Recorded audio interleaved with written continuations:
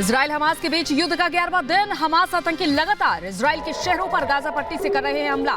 एशक्लोन में हमले के अलर्ट के बाद कई बार बजा सायरन। युद्ध के बीच इजराइल दक्षिणी क्षेत्र में सैन्य तैनाती लगातार बढ़ा रहा है, साथ ही स्थानीय लोगों को वहां से जाने की अपील भी कर रहा है। इजरायली सेना की कोशिश पूरे क्षेत्र पर कब्जे की है। जंग के बीच रफा सीमा पर कर रही भारी संख्या में गाजा से मिस्र पहुंचे ट्रक। संयुक्त राष्ट्र के फ्लैग वाले तेल टैंकरों ने मिस्र में किया प्रवेश। ईंधन की आपूर्ति के लिए पहुंचे टैंकर। इजरायली हवाई हमलों के बाद गाजा पट्टी में दिखा काले धुएं का गुबार। हमास के आतंकियों ने भी दागे थे रॉकेट। इजरायली गोलीबारी के बाद लेबनान के सीमावर्ती इलाकों में दिखा धुएं का गुबार। उग्रवादी हिजबुल्लाह समूह का दावा, उसके लड़ाकों ने दक्षिणी सीमा पर 5 इजरायली चौकियों को तबाह किया।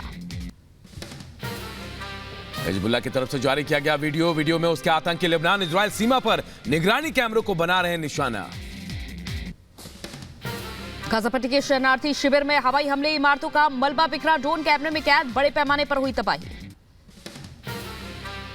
हमास आतंकियों का नया वीडियो आया सामने। गाजा से दक्षिण इजरायल में घुसपैठ की कोशिश करते नजर आ रहे हैं आतंकी। 7 अक्टूबर की सुबह की घुसपैठ की ये तस्वीरें हैं। इजरायल हमास युद्ध के बीच फ्रांस का दावा, बीते एक सप्ताह में करीब 102 लोगों को किया गया है गिरफ्तार। आतंकवादी गतिविधियों में शामिल होने का आरोप। यहूदी संगठन ने पेरिस की दीवारों पर चिपकाए पोस्टर में उन लोगों की तस्वीरें जिनके हमास द्वारा पकड़े जाने की आशंका है। इजरायल में हमास के आतंकी हमले के बाद कई फ्रांसीसी नागरिक अभी भी है लापता। पूर्व फ्रांसीसी प्रधानमंत्री मैनुअल वॉल्स ने पीड़ितों के परिवार से मुलाकात की। इजरायल हमास जंग के बीच बाइडेन का ट्वीट, नफरत के कृत्य हमारे मूलभूत मूल्यों के खिलाफ। ट्वीट में लिखा, हम कैसे प्रार्थना करते हैं, हम क्या मानते हैं, हम कौन हैं, इस डर से दिलाता है मुक्ति। नेतन्याहू के खिलाफ अमेरिका में प्रदर्शन। यहूदी समुदाय के लोगों ने वॉशिंगटन डीसी में प्रदर्शन किया। फिलिस्तीन इजराइल के समर्थन में रैली। यहूदियों के नाम पर नरसंहार ना करें। हमास ने गाजा में एक महिला कैदी की जांच और देखभाल करते वीडियो किया जारी। महिला को युद्ध के पहले दिन पकड़ा गया था। हिजबुल्लाह ने लेबनान बॉर्डर पर एंटी टैंक मिसाइल से किया हमला। इजरायली टैंक किया तबाह। थरल्ला ATGM से उड़ाया इजरायली टैंक। जंग के बीच इजरायल के संसद से पीएम नेतन्याहू का बड़ा ऐलान का, दुश्मन को हमेशा के लिए कर देंगे खत्म। ईरान लेबनान को भी चेतावनी दी, कहा हमें आजमाओ मत, बड़ी कीमत चुकानी होगी। इजरायल के पीएम नेतन्याहू की चेतावनी के तुरंत बाद हमास ने ताबड़तोड़ यरूशलेम किया रॉकेट हमला। संसद की कार्यवाही के दौरान हमला होने पर सेफ हाउस में पहुंचे सांसद। हमास के आतंकियों ने यरूशलेम के अलावा तेल अवीव पर भी किया रॉकेट से हमला। हमले के बाद तेल अवीव में सुरक्षित जगहों की ओर भागते दिखे लोग। इजरायल के तेल अवीव में हमास के बरसाए कई रॉकेट। हमले के दौरान अमेरिकी विदेश मंत्री एंटनी ब्लिंकन समेत कई नेताओं को बंकर में छिपकर अपनी जान बचानी पड़ी। तेल अवीव पर हमले के दौरान अमेरिकी विदेश मंत्री एंटनी ब्लिंकन कर रहे थे मीटिंग। इजरायली वॉर कैबिनेट के साथ कर रहे थे बैठक। तेल अवीव में बज रहे हैं रेड अलर्ट सायरन। अमेरिकी विदेश मंत्री एंटनी ब्लिंकन ने इजरायल के रक्षा मंत्री गैलेंट से मुलाकात की। जंग के हालात को लेकर दोनों में चर्चा हुई। आतंकी हमास के खिलाफ इजरायल ने की सबसे बड़े एक्शन की तैयारी। गाजा के चारों तरफ टैंक और हेलीकॉप्टर तैनात किए गए हैं। गाजा पट्टी में हमास के ठिकानों पर इजरायल का भीषण प्रहार। हमास का सैन्य मुख्यालय तबाह, दर्जनों रॉकेट लॉन्चर भी नष्ट। हमले में अब तक हमास के 6 टॉप कमांडर ढेर। इजरायल की बमबारी से धुआं हुआ गाजा पट्टी। इजरायल के हमलों में गाजा में 2750 लोगों की मौत, 10,000 के करीब घायल। 1400 इजरायलियों को भी हमास हमले में मौत हुई है। इजरायल ने समुद्र से भी हमास आतंकियों को बनाया निशाना। इजरायल की सबसे आधुनिक वॉरशिप से हमास नौसेना के ठिकानों को तबाह किया। इजरायल का वायुसेना ने दक्षिणी गाजा पट्टी पर एयर स्ट्राइक का वीडियो जारी किया। वीडियो में हमास के इंटेलिजेंस चीफ के मारे जाने का दावा। खान यूनिस में मारा गया हमास का प्रमुख आतंकी। गाजा के बाद लेबनान में हिजबुल्लाह के ठिकानों पर इजरायल ने किया एयर स्ट्राइक। एल्फेयर मिसाइल के साथ हाइड्रा 70 रॉकेट से हमला किया, हिजबुल्लाह के कई ठिकाने तबाह।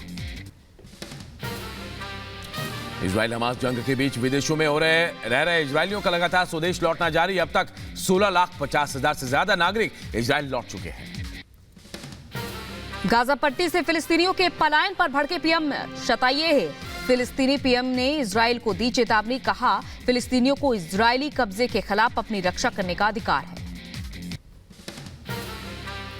अमेरिकी राष्ट्रपति जो बाइडेन बुधवार को आएंगे इजराइल। गाजा पर कब्जे की चेतावनी के बाद पीएम नेतन्याहू से करेंगे बातचीत। अमेरिका के राष्ट्रपति जो बाइडेन के इजराइल दौरे से पहले रूस के राष्ट्रपति पुतिन ने इजराइल के पीएम नेतन्याहू से बात की। पुतिन ने फोन पर फिलिस्तीन के राष्ट्रपति से जंग के हालात पर चर्चा की।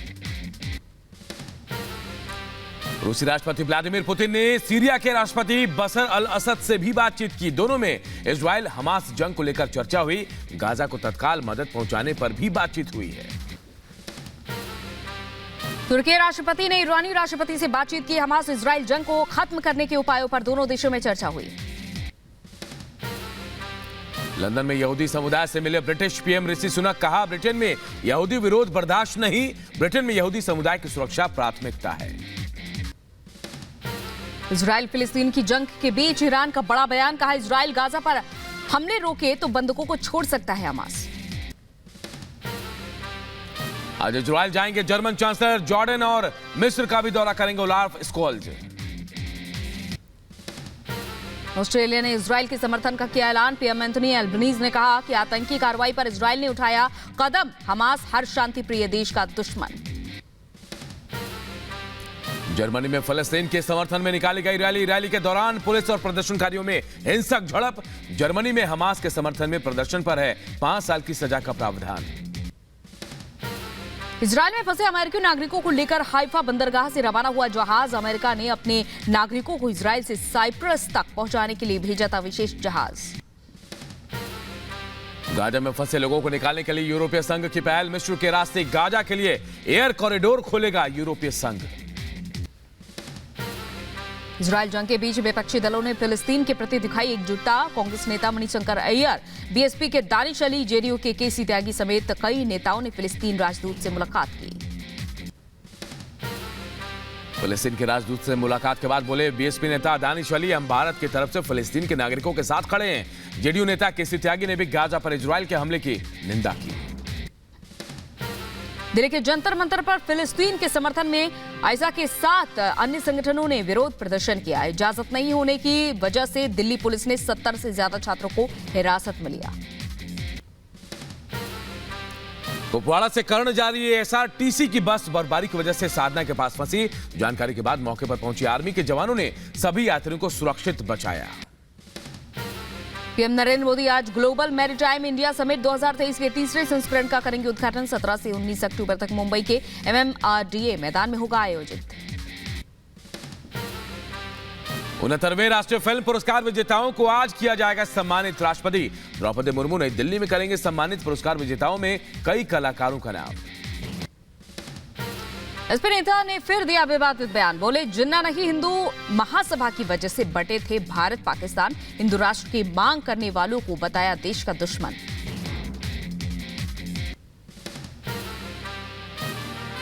भारत पाकिस्तान जिन्ना के नाते नहीं बटा। भारत पाकिस्तान इसलिए बता था कि उस समय हिंदू महासभा ने देश के दो राष्ट्र की मांग किया था और द्विराष्ट्र के आधार पर पाकिस्तान और देश का बंटवारा हुआ था। स्वामी प्रसाद मौर्य के बयान पर कैबिनेट मंत्री धर्मपाल सिंह का पलटवार। बोले स्वामी प्रसाद मौर्य जैसे नेताओं के बयान का नहीं लेना चाहिए संज्ञान। सुर्खियों में आने के लिए देते हैं इस तरह के बयान। ये लोग मीडिया में बने रहने के लिए अनर्गल प्रलाप कर रहे हैं। जनता इनके बारे में पूरी तरीके से जानती है और मुझे इस पर कोई ज्यादा टिप्पणी नहीं करना। स्वामी प्रसाद मौर्य के विवादित बयान पर परमहंस दास आचार्य का पलटवार। जिन्ना के साथ साथ स्वामी प्रसाद मौर्य का जलाया पुतला। देश के विभाजन का जिम्मेवार कहा जिन्ना नहीं हिंदू महासभा है और वीर सावरकर को बताया। इनाम की घोषणा करता हूं कि सपा नेता स्वामी प्रसाद मौर्य को जो गोली मारेगा उसको मैं 25 करोड़ का इनाम दूंगा, उसके घर भिजवा दूंगा और उसकी विधिक सहायता करूंगा। गूगल के सीईओ सुंदर पिचाई के साथ पीएम मोदी ने की वर्चुअली बैठक। भारत में इलेक्ट्रॉनिक मैन्युफैक्चरिंग इकोसिस्टम को लेकर हुई बात। दिल्ली में होने वाले एआई शिखर सम्मेलन के लिए पिचाई को भी आमंत्रित किया। पश्चिम बंगाल दौरे पर गृह मंत्री अमित शाह ने सीएम ममता बनर्जी पर साधा निशाना बोले, मां दुर्गा से प्रार्थना करूंगा कि बंगाल से भ्रष्टाचार अत्याचार हो खत्म। भ्रष्टाचार, अन्याय, अत्याचार जल्दी समाप्त हो, ऐसी शक्ति हम सबको मां दे, ऐसी प्रार्थना करूंगा। बीजेपी के राष्ट्रीय अध्यक्ष जेपी नड्डा ने जोधपुर में की बैठक। केंद्रीय मंत्री गजेंद्र सिंह शेखावत के साथ कई नेता और पार्टी पदाधिकारी मौजूद रहे। तेलंगाना में बोले केंद्रीय मंत्री राजनाथ सिंह, किसी को नहीं लेना चाहिए राज्य बनाने का श्रेय। बीआरएस या केसीआर नहीं थे जिन्होंने तेलंगाना राज्य बनाया, प्रदेश के युवाओं ने ही तेलंगाना के लिए लड़ाई लड़ी। केंद्रीय मंत्री अनुराग ठाकुर ने कांग्रेस पर साधा निशाना, कहा जिस राजनीतिक दल ने 60 से 75 साल तक राज किया, क्या मजबूरी थी कि महिला आरक्षण बिल पास नहीं करवाया। इन्वेस्टर समिट को लेकर 3 दिवसीय दौरे पर यूएई पहुंचे CM Pushkar Singh Dhami. Dubai airport पर प्रवासी भारतीयों ने किया स्वागत। दुबई में सामुदायिक कार्यक्रम में शिरकत की। दिल्ली में राजस्थान बीजेपी कोर कमेटी की अहम बैठक बीजेपी अध्यक्ष जेपी नड्डा लेंगे। राजस्थान कोर ग्रुप की बैठक संगठन महामंत्री बीएल संतोष भी रहेंगे मौजूद। बिहार विधानमंडल का शीतकालीन सत्र का ऐलान 6 से 10 नवंबर तक चलेगा सत्र। कई विधेयक होंगे पेश। नीतीश जाति जनगणना सर्वे की रिपोर्ट भी विधानसभा में कर सकते हैं पेश। एमआईएम अध्यक्ष असदुद्दीन ओवैसी का बड़ा बयान, का देश का बंटवारा नहीं होना चाहिए था, बंटवारा सबसे बड़ी ऐतिहासिक भूल थी। सपा सांसद डॉक्टर शफीकुर रहमान बर्क का बीजेपी पर हमला, कहा विपक्षी गठबंधन से घबराई है बीजेपी, इसलिए सत्ता का सता रहा है डर।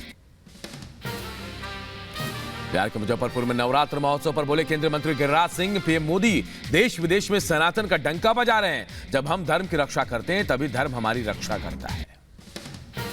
यूपी के सीएम योगी आदित्यनाथ का बुलंदशहर का दौरा। आज दोपहर 12 बजे सीएम पहुंचेंगे बुलंदशहर। सीएम योगी के कार्यक्रम को लेकर तैयारियां पूरे, सुरक्षा के कड़े इंतजाम किए गए।